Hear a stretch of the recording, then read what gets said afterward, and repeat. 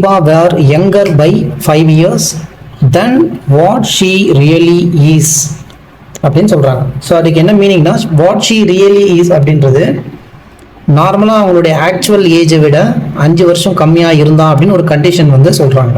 So first solution என்ன பண்ணணும்னா actual age of the ஜீபாவை நம்ம எக்ஸ்ன்னு கன்சிடர் பண்ணிக்கிறோம். If Zeba were younger 5 years then what she really is, அவங்களுடைய ஆக்சுவல் ஏஜ் ரியலாக வந்து ஒரு 8 yearsன்னு வச்சுப்போம். பட் அந்த 8 yearsலேருந்து 5 years யங்கர்னா வயசை வந்து கம்மி பண்ணுறாங்க. யங்கர்னா கம்மியாகிறதுன்னு அர்த்தம். அப்போ 8 years இருக்க இடத்துல அவங்களோட நார்மலான ஏஜ், அவங்களுடைய ப்ரெசன்ட் ஆக்சுவலான ஏஜ், அந்த ஏஜ் இல்லாமல் இன்கேஸாக நம்ம வந்து யங்கர் 5 கம்மி பண்ணி 3 years கன்சிடர் பண்ணணும். அப்போ அந்த கண்டிஷனில் square of her age in years would be, அப்போ அந்த இடத்துல அவங்களோட ஏஜை ஸ்கொயர் பண்ணும்போது 11 மோர்னா 11 + 5 times of her actual age. Actual age 5 times இருக்கும். 11 ப்ளஸ் பண்ணி 5 times ஆஃப் ஆக்சுவல் ஏஜ்ன்றாங்க. Then what is her age now, அப்போ அவங்களுடைய ப்ரெசண்ட்டான ஏஜ் என்னன்னு கேட்குறாங்க. ஃபஸ்ட்டு நமக்கு இந்த இடத்துல லெட் ஆக்சுவல் ஏஜ் ஆஃப் ஜீபாவுடைய ஆக்சுவல் ஏஜை நான் வந்து என்ன பண்ணுறேன்னா x years அப்படின்னு கன்சிடர் பண்ணிக்கிறேன். இப்போ அவங்க சொன்ன கண்டிஷனுக்கு போவோம். ஜீபா வேர் யங்கர் பை 5 years. யங்கர்னா என்ன, வயசு கம்மியாகுதுன்னு அர்த்தம். ஓல்டர்னா அதிகமாகுது, ஆட் பண்ணணும். யங்கர்னா மைனஸ் பண்ணணும். இப்போ இந்த இடத்துல என்ன சொல்கிறாங்கன்னா younger by 5 years. Younger by 5 yearsனா என்ன, இந்த x yearsலேருந்து 5 மைனஸ் பண்ணுறோம். யங்கர்னா வயசு கம்மியாகுது. நார்மலான what she really is, what she ரியலினா really he is she is x years, அவங்களுக்கு ரியலான ஏஜ் எக்ஸு. இஃப் ஆனால் 5 years யங்கராக இருந்தாங்கன்னா அப்போ வந்து எப்படி இருக்கும் கண்டிஷன், தென் அப்போ the square of her age, அந்த இடத்துல என்னன்னா இந்த ஏஜை ஸ்கொயர் பண்ணோம்னா would have been, அதாவது அது ஈக்குவல் டுன்னு அர்த்தம்.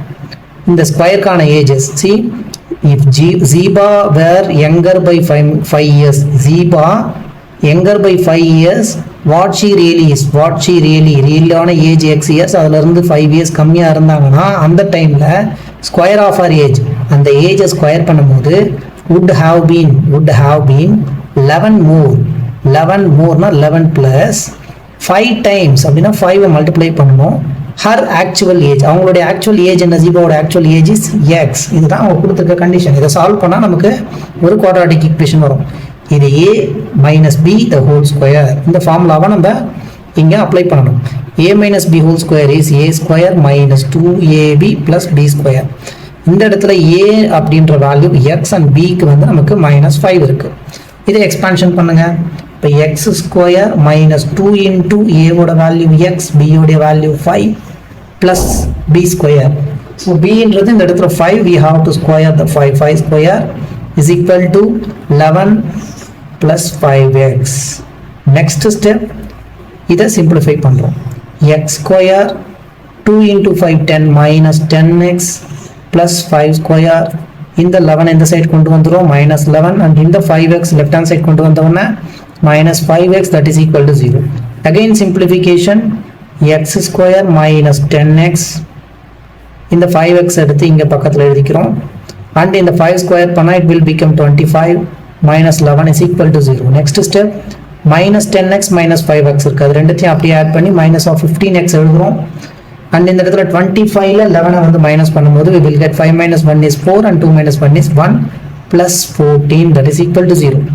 x square -15x + 14 equal to 0ன்றது ஒரு குவாட்ராட்டிக் ஈக்குவேஷன். இந்த இடத்துல x ஸ்கொயரோட கோஎஃபிஷியன்ட் 1, அந்த 1ஐயும் இந்த கான்ஸ்டன்ட் 4ஐயும் மல்டிப்ளை பண்ணுறோம். 14 into 1 will become 14. So 2 numbers multiply பண்ணும்போது 14 வரணும், பட் ஆட் பண்ணும்போது -15 வரணும். நம்ம என்ன எடுக்கலாம், 14 1s are 14 தான் வந்து இங்கே எடுக்க முடியும். 14 1s are 14, மல்டிப்ளை பண்ணால் +14, பட் ஆட் பண்ணும்போது -15 வரணும். ஸோ ரெண்டு இடத்துல மைனஸ் சைன்ஸ் யூஸ் பண்ணுறோம்.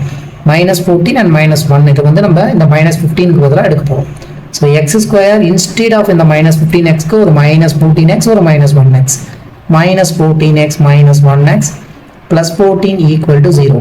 First 2 terms, second 2 terms compare பண்ணுங்க. இது ரெண்டுத்துல காமனாக இருக்கிறது x, அந்த x நம்ம வெளியில் எடுத்துட்டோம் அப்படின்னா x - 14 -1 வெளியில் எடுத்துட்டோம்னா it will become x - 14.